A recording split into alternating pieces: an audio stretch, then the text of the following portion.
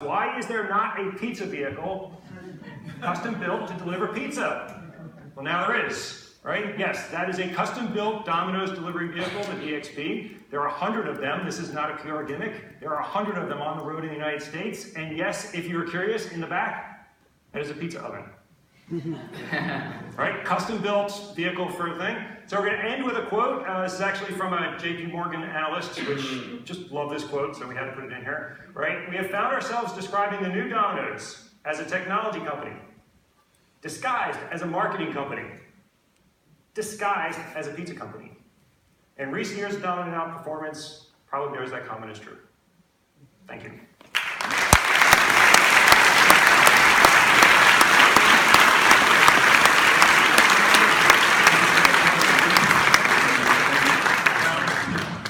Like bursting into spontaneous applause at about 6 points during that presentation. So we have got some time for some questions. I think we felt that you guys are literally one of the most contagious brands of the entire year. Congratulations on everything you've done. So I'm going to throw it to the floor first before I've got a couple of questions in my head. But anyone wants to ask the first question?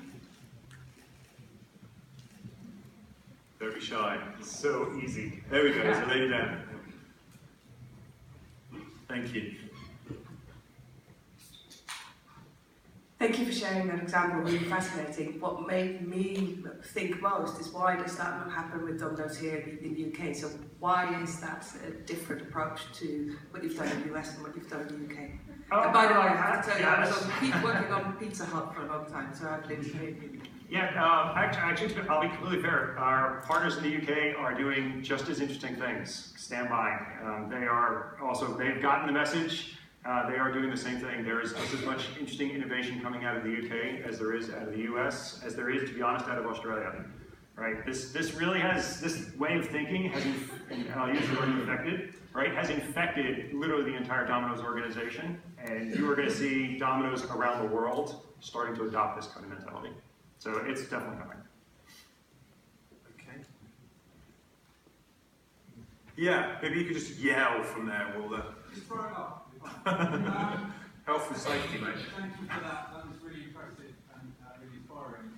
Of all the many, many things that you've done in the last 5 years, can you tell us what the most challenging bit of it was? Most challenging. So I'll take a shot, then I'll let Andrew take a shot. Hands down, the most technically challenging was integrating voice ordering into the e-commerce platform. Hands down. Nothing comes even really close. A virtual voice assistant breaks up the navigation structure of your site, right? Any sort of linear process you have in your site gets completely blown up when you throw voice ordering or voice capabilities into your site. Crafting what is a very complex ordering process to work in that sort of a structure was very, very difficult to do. Hands down, the most difficult thing we've done. And was it worth it? Yeah, actually, I'll be honest, the things we learned, that literally chronologically, the way we went through them in the presentation is actually the way they were developed. What we learned from that exercise really allowed us to do almost all of the other technology innovation that came after it. We are learning things about voice and voice ordering and virtual assistants that are going to be unbelievably critical as we move the business forward. Voice, like it or not, is an interface of the future. It is coming on all sorts of devices, and we know people are going to be ordering pizza using those devices. We need to be there. So yeah. All right, for me, I'm going to just measure which is the hardest based on how much sleep I got and didn't get.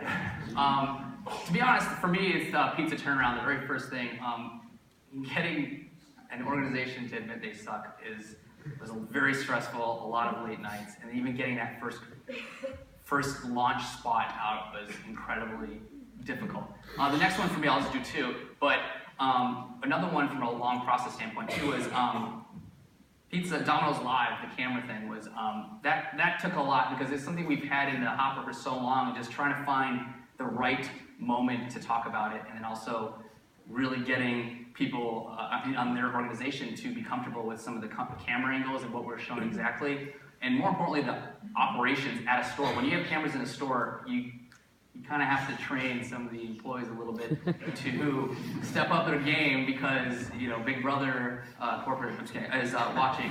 But that was a difficult but yet very fun and rewarding one for me. Right, okay, so got two questions down here. So there was a lady there with blonde hair, and you next, and then we've got three. Thank you. We've got time. Congratulations, that's just such a fantastic story.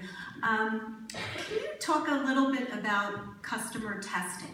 Because if somebody says, would you ever order shoes off the internet? I would probably say no. Would you order pizza off Twitter? I don't know how that would work. So where do you balance your gut to take the leap based on general trends in technology versus going out and saying, are you ready for this?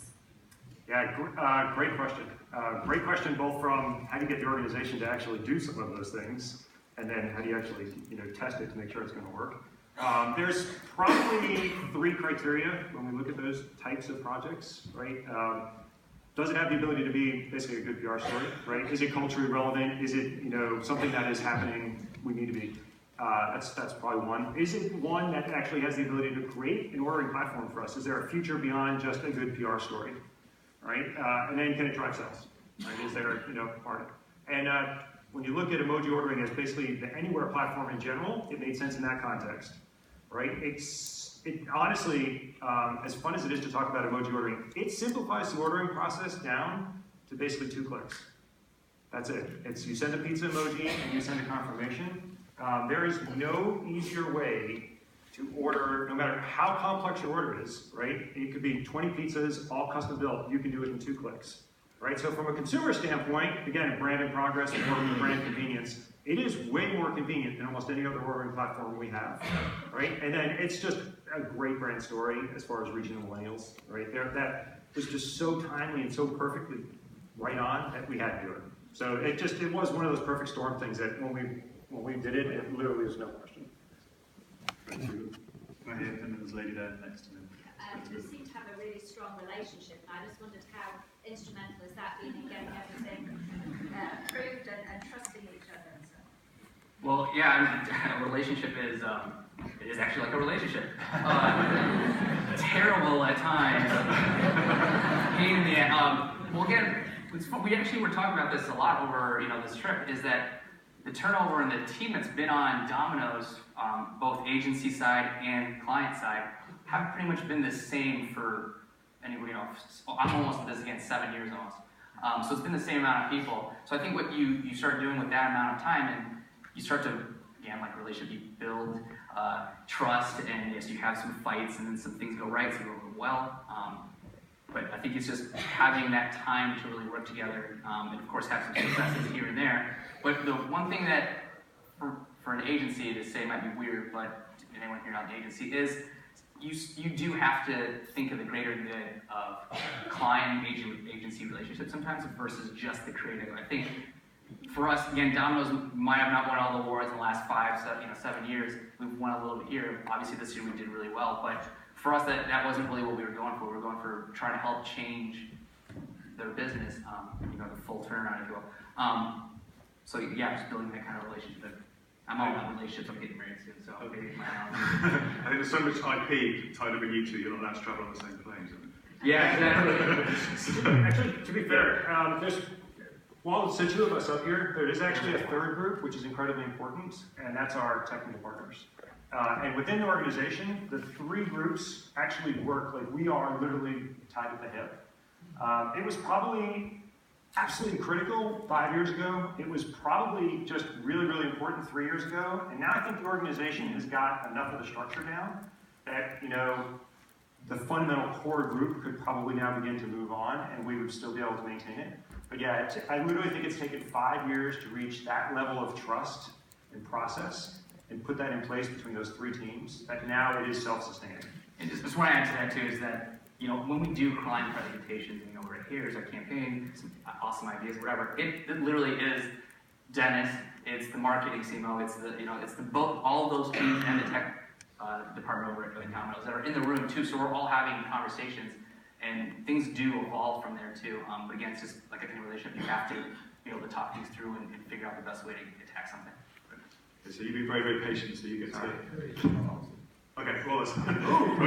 So we've got time for one more question. Yep. Very fast. Okay. You're now making $2 billion from. You're making $2 billion from pizza sales.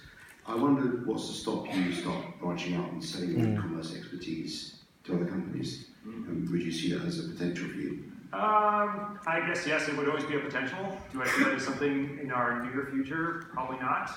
Right? Our commitment to our consumers to be basically a brand in progress, a work in progress brand, to developing the best pizza experience would make it really hard. Like, it would literally take our eye off the ball if we were going to do that.